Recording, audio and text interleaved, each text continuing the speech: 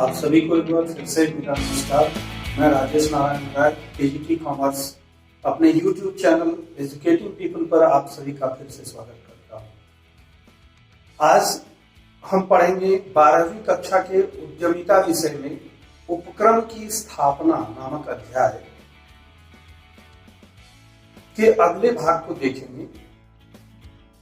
आगे बढ़ने से पहले मैं आपको यह कहना चाहूंगा कि आप मेरे चैनल को लाइक करें, सब्सक्राइब करें, वीडियो को लाइक करें, अपने दोस्तों में शेयर करें और कमेंट बॉक्स में कमेंट जरूर लिखें ताकि हमें आपकी समस्याओं का पता चल सके और मैं उसका समाधान कर सकूं अगले वीडियो के माध्यम से।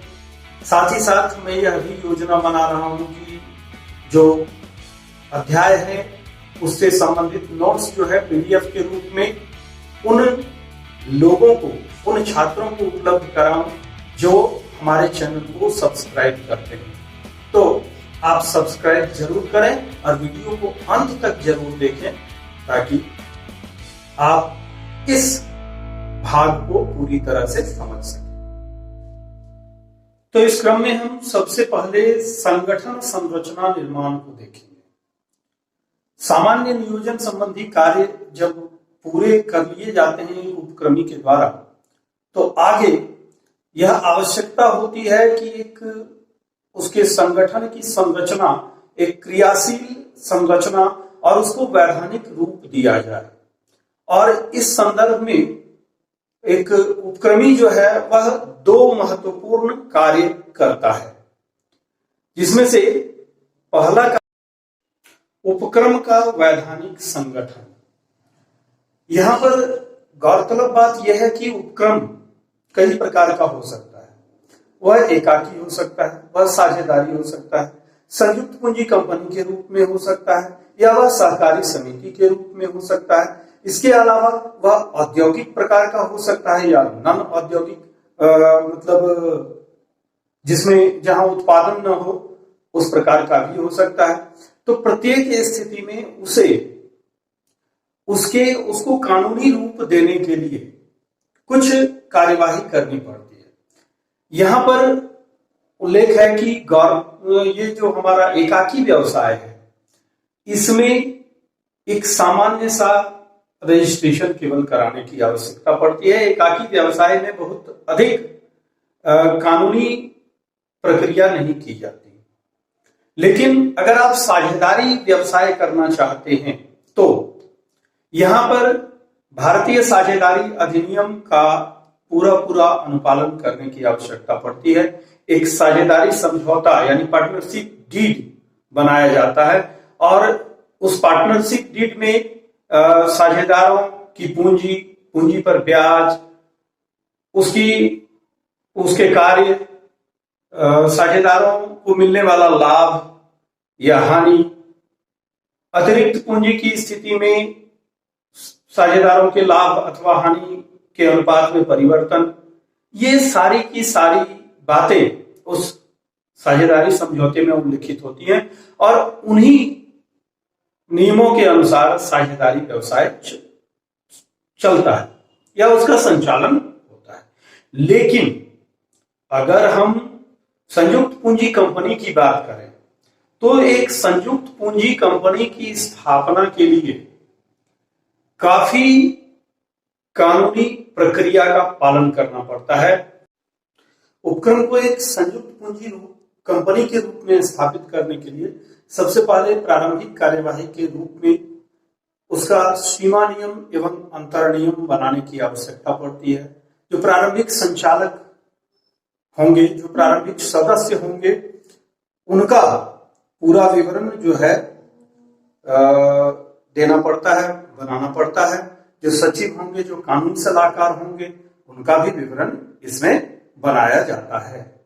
दूसरा है व्यवसाय प्रारंभ करने का प्रमाण पत्र। ये जो प्रारंभिक कार्यवाही हुई, इसके अलावा एक संयुक्त पूंजी कंपनी स्थापित करने के लिए प्रविवरण बनाकर, तैयार कर अंश पूंजी के आवंटन से संबंधित संपूर्ण विवरण, सचिव की घोषणा, ये सब पूरा कर लेने के बाद कंपनी रजिस्ट्रार जो है वह उस कंपनी को व्यवसाय प्रारंभ करने का प्रमाण पत्र प्रदान करता है।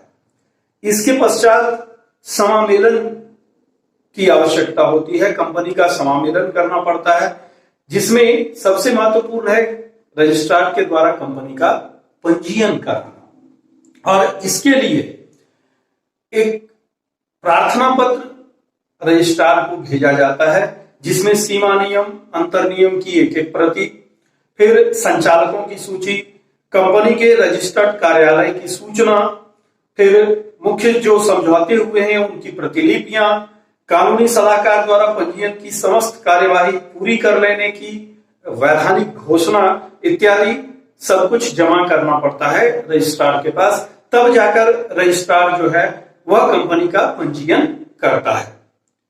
अब यहां पर हम कंपनी की चर्चा कर रहे थे। इसके बाद अगर बात आती है कि एक सहकारी संगठन अगर है हमारा उपक्रम, उस उपक्रमी का उपक्रम, तो उसमें जो है कम से कम 10 सदस्यों को मिलकर सरकारी समिति के रजिस्ट्रार के पास इसके लिए आवेदन पत्र देने की आवश्यकता पड़ती है।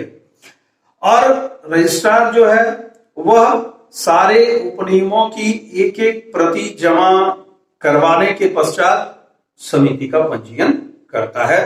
इसके लिए क्या होता है कि जो सदस्य जो अंशदान देते हैं उस अंशदान को किसी सहकारी बैंक में जमा कराने की आवश्यकता होती है। अगर अब बात आ जाती है कि अगर औद्योगिक उपक्रम की स्थापना की जा रही हो तब क्या किया जाएगा, क्योंकि उपक्रम जो है वह औद्योगिक भी हो सकता है और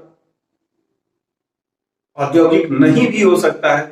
लेकिन अगर औद्योगिक उपक्रम हो, जो उपक्रम स्थापित किया जा रहा है, तो वहां भी बहुत सारी औपचारिकताएं पूरी करनी पड़ती है।